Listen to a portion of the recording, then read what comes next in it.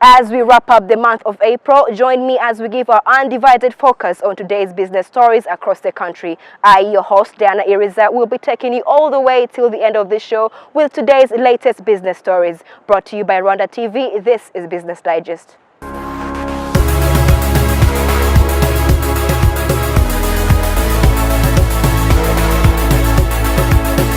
Rwanda Utility Regulatory Authority makes it mandatory for all taxi motors to use meters. Egyptian investors seek for investment opportunities here in Rwanda. The Trademark East Africa and the Northern Corridor Transit and Transport Coordination Authority sign a financing agreement that is worth $1.05 million.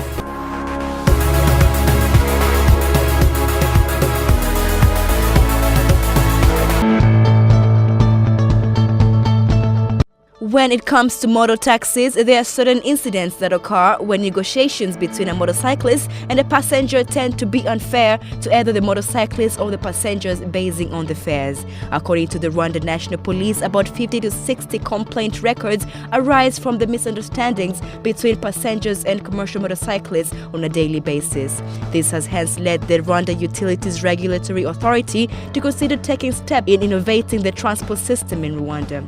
The recent transport innovations Ruro has come up with is the formation of automatic taxi motor fares. The system will be set up in a way that motorcyclists will charge money depending on the cost incurred, as they also get a small negotiated profit between the industry and the regulator.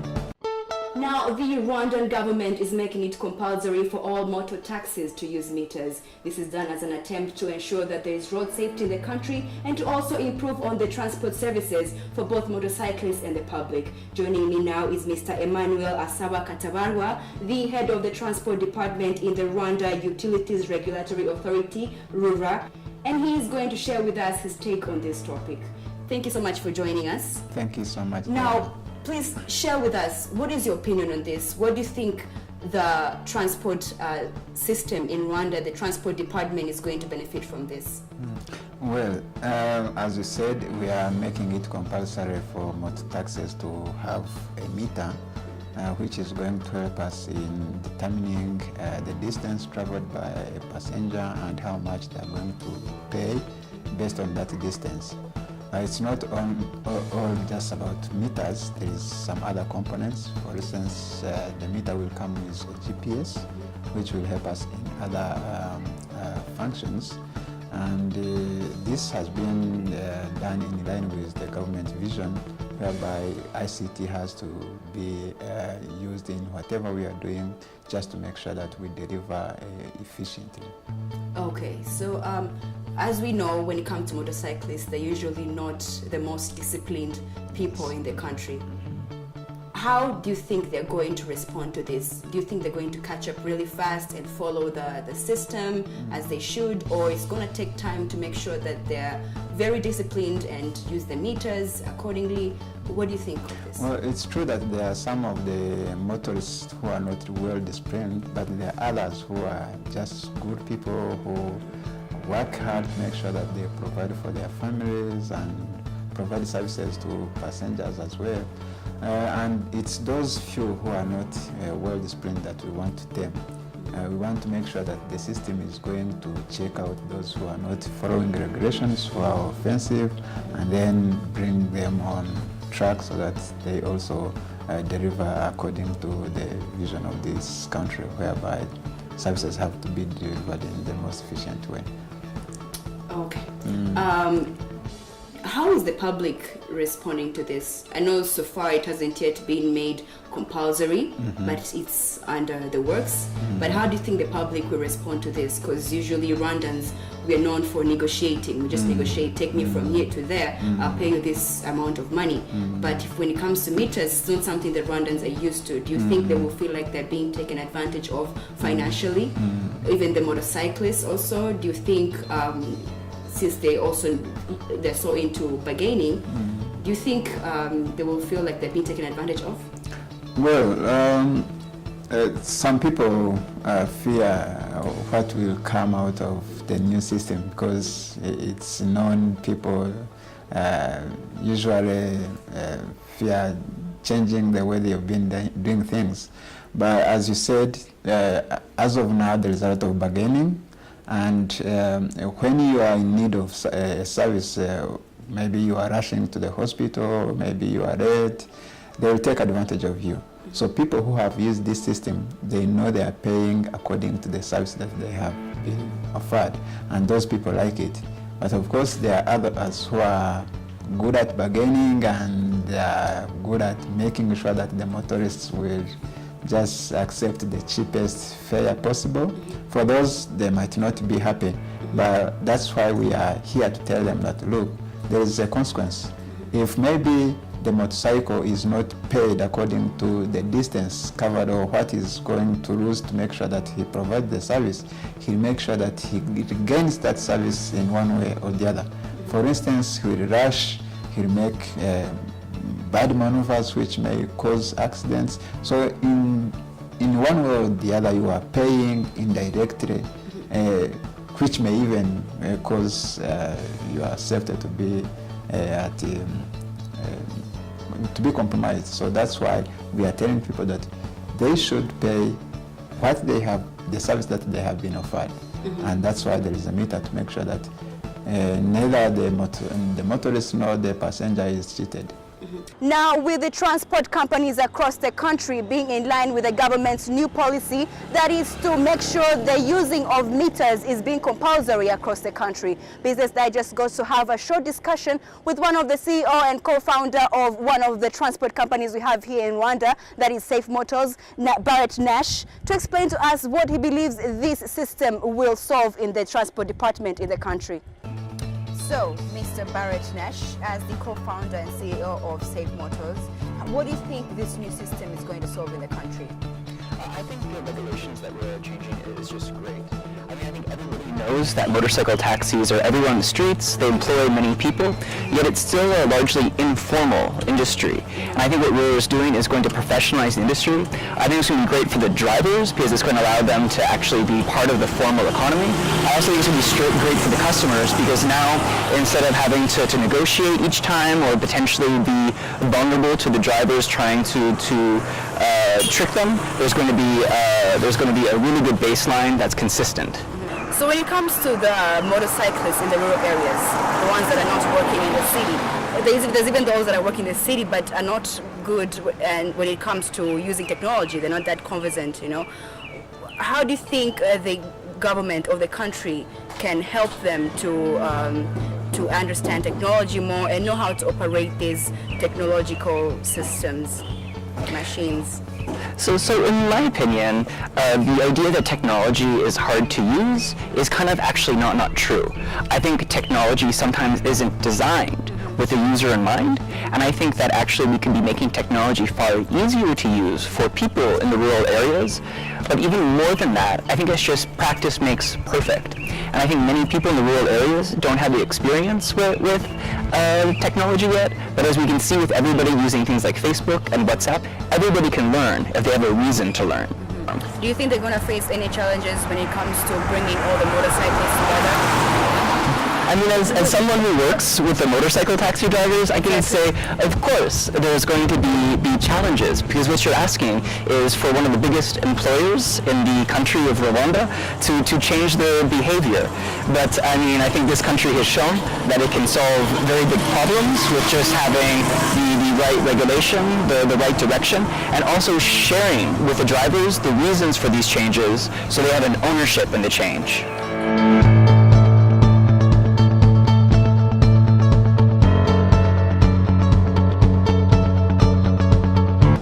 abamotari bose bazakoresha iriya kilometraje, bizaba byiza ko impaka zizaba zivuyeho hagati y'umugenzi n'umumotari.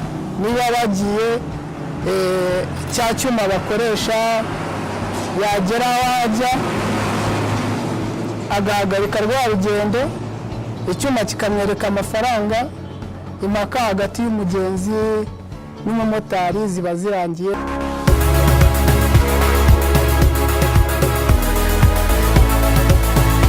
Now, Rwanda's total investments rose by $500 million in 2017 to $1.7 billion, up from $1.2 billion in 2016. We get to have such kind of big numbers due to Rwanda's conducive business environment. Now, this hence brings us to our next story: the Egyptian investors seeking for investment opportunities here in Rwanda. What kind of significant changes will this make? And when it comes to the involvement of technology, will the technology increase on the agricultural numbers to the country's GDP? Let's discuss more of this story in the next interview.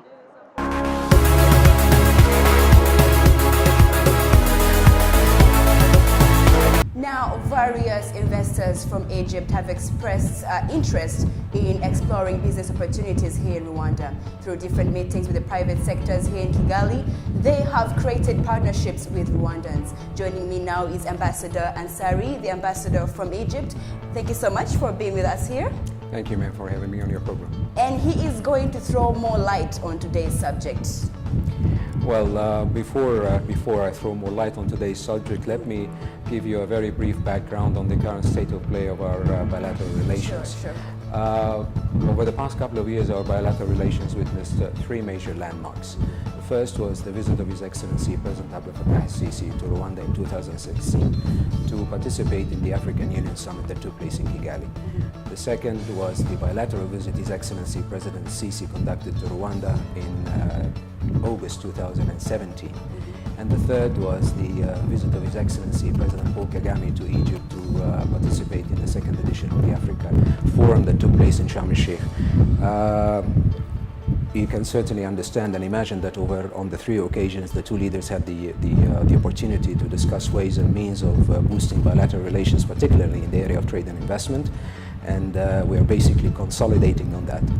Okay. Now, according to my information, one of the areas that these investors have showed so much interest in, there is the energy sector, the agriculture sector, and packaging. Besides that, which other areas have they shown interest in? Well, first of all, let me tell you that I've been here for only 5 months, and over the 5 months, I can tell you that I've sensed, let alone felt, a genuine appetite on part of the Egyptian business community to come and explore potential business opportunities in Rwanda. Rwanda is one of the fastest growing economies, not only in the East African region, but in the African continent across the board. The ease of doing business here in Rwanda is exemplary. And over last month, for instance, in March, we had a delegation from the Federation of Egyptian Industries. They visited Rwanda not only to participate in the economic forum that was held on the margins of the African Union Summit, but they had very fruitful and constructive discussions with the officials at the Rwanda Development Board.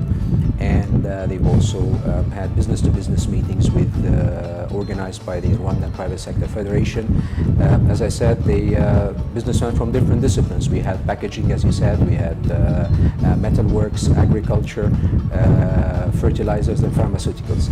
So, in my view, there are two main, most important outcome of the visit.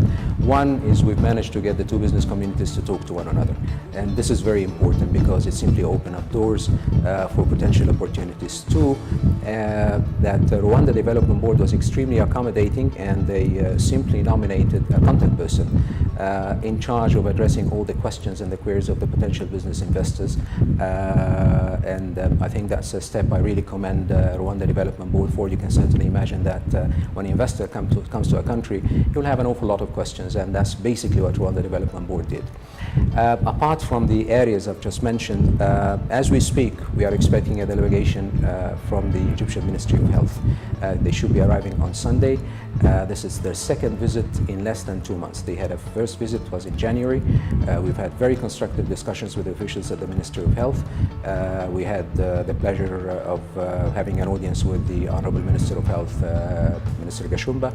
The healthcare sector is very important. The pharmaceutical sector is also an equally important sector for us. Potential investors have expressed interest in these two particular sectors. As you can, I don't know whether you might be aware or not that the pharmaceutical sector in Egypt is one of the fastest, one of the most developed industries. And we have managed to achieve significant strides in developing different medications for treatment of different diseases, not only in the primary care, but also hepatitis C. Hepatitis C, the Egyptian experiment or the Egyptian model, if you like, is exemplary, and this is something that we would be more than happy to share with our Rwandan brothers and sisters. So we're looking at basically on top of the areas that you've mentioned, we have healthcare sector and pharmaceuticals as well. Okay, one thing you mentioned, or one thing you talked about is packaging, right? Yes. Now, as it is known, Rwanda is removing the tax exemption for importing packaging material. Yes. So are these investors bringing in their own packaging material, or they're planning to create their own within the country? When the delegation of the Federation of Egyptian Industries visited Rwanda, definitely there was an investor working in this particular field, and my understanding they had very lengthy discussions with not only with Rwanda Development Board but as well with their Rwandan counterparts. I believe at this point they are currently weighing their options and seeing, they have different options and different scenarios. I think it is incumbent upon the two sides right now to decide which way to go. But as I said, different options, different scenarios are being explored at this point in time. And I do hope, as I said, to really see the results of this visit being materialized and transpired on the ground. Great, great. Well, let's talk about the energy sector, right? Rwanda is planning to achieve 513 megawatt installed power generation capacity by 2023. Are the Egyptian investors planning to participate, take part in that, to contribute anything to that? Well, I can tell you that on the margins of the visit of His Excellency President Kagame to Sharm el-Sheikh, the accompanying delegation, they had discussions with one of our biggest companies in the field of energy production and power supply, and I think they are fully aware of what Rwanda has to offer in the field of energy. So again, I do hope to see them here in Rwanda.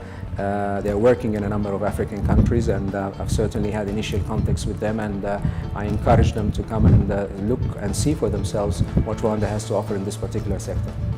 Great, great. Let's move on to the agriculture sector, right? Now, as we know, agriculture is contributing 31% to the GDP in Rwanda. Now, we have the new technological reforms that have been set up, like digitalizing the end-to-end value chain. In your own opinion, do you think these new technological reforms are going to change the numbers? Well, I definitely think that it will definitely change the numbers. But let me tell you about agriculture in particular, because we also had a very serious investor in the field of agriculture who accompanied the delegation. I think Rwanda is offering acres for investment. I'm in the process of trying to set up a meeting with the officials at the Ministry of Agriculture to see what Rwanda has to offer in terms of priority crops, etc. And then I think I'll be in a position to brief the gentleman thoroughly, and I believe that he's already in contact with the Rwanda Development Board in this particular area. But I can tell you that he was very serious to come and invest in agriculture. Agriculture is the backbone of the Rwandan economy, but we're not looking at agriculture from this narrow perspective, but we are also looking at agriculture in terms of the value-added product, and this is, I think that this is basically what the both sides are after. All right. Okay. Last but not least, how soon should we expect to start seeing changes, these significant changes made by the investors from Egypt? All right. Thank you so much, Mr. Ansari, Ambassador Ansari, for taking your time to have this interview with us. Thank you very much for having me on your program. Thank you. All right. So that's our short segment on Egyptian investors partnering with the private sector of Rwanda. You're still watching Business Digest. We still have more show to come.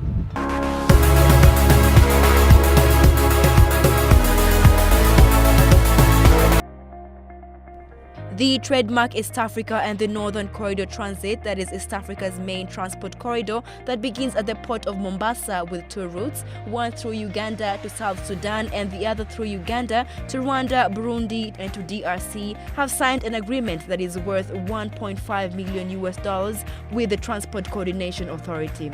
This financing agreement will be able to fund the agency and enable it to gather sufficient data on the transportation of goods and people as well along this transport corridor. Business Digest got to have a Q&A session with the Rwanda Country Director of Trademark East Africa, Patience Mutesi, to give us an insight on what the Trademark East Africa is prioritizing in terms of finances, or rather where the $1.5 million is going, how soon we can see this port running in full potential, to mention but a few.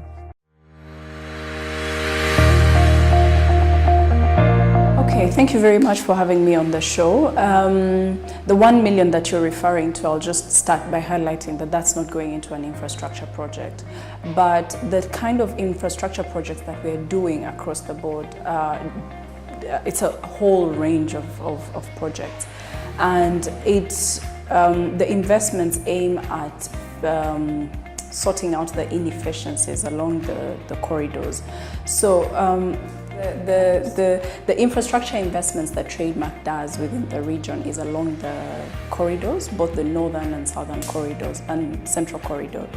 There are a number of inefficiencies at certain nodes along the corridors, and those inefficiencies manifest themselves from the very point of entry, being at the ports. So at the ports of Mombasa and Dar es Salaam, there are lots of inefficiencies, both in terms of processes, but also in terms of the capacity of the ports to handle the cargo that's coming inland. The volume of cargo that's coming into the countries, the East African countries and beyond, is not commensurate with the size of the ports that we have at Mombasa and Dar es Salaam. So what we've been trying to do with the governments in Kenya and Tanzania is to help them to increase the capacity of the ports so that they can be able to manage or to handle the size of cargo that's coming in. So that's investing in widening, for example, the berths, and making sure that as the ships come in, they're able to park and offload much faster than they're doing currently. In addition to that, we're also working with the authorities to improve the efficiencies at the ports so that we have, that movement of cargo being much faster. That's the first part of the work on infrastructure. The second part is once the cargo now gets out of the ports, it hits the roads, and these roads, if they don't have the capacity to handle the volume of cargo that's coming in, that's why you'll find on a number of highways these like really long lines of trucks that are waiting to move. And with that means that there's a lot of time that's being wasted on the road, but at the end of the day, it's also more expensive to do business if that's how it's being done. The ideal situation is that as the cargo is getting out of the ports quickly, on the road it's also able to move much faster. And then the third part of the infrastructure investment that we're making is at the border posts, because between two countries, there's a huge opportunity there for authorities to take bribes. There's and then taxes that are not legal. And as a result, there's a lot of inefficiencies that could come up at the border. And that's why, one of the projects that we are most known for is border posts. So border posts are also an area where we put in money so that we're able to save, or traders are able to save both time and cost that they're having to pay at border posts.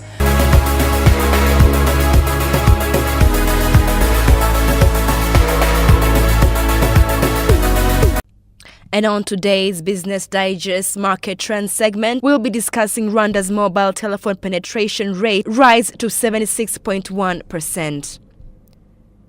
Rwanda's mobile telephone penetration rate has inched up by 0.5% to 76.1% in February from 75.6% the previous month. According to the Rwanda Utilities Regulatory Authority's active mobile subscriptions report for February 2018, the total number of active mobile telephone subscriptions rose by almost 58,090 users to 8,989,000 at the end of February, up from 8,930,000 at the end of January. This represented an increase of 0.65% over the reporting period. MTN Rwanda expands by 2.08% in February to 3,891,545, up from 3,812,168 the previous month. According to the report, Airtel customers were up slightly by 0.28% to 1,680,233 from 1,675,497 the previous month, while Tigos were down for the second consecutive month, dropping by 0.76% to 3,417,308 from 3,443,332 at the end of January. The February report shows that postpaid subscribers increased from 128,251 the previous month to 129,465 at the end of January, while prepaid subscribers rose from 8,802,746 to 8,859,621 over the reporting period.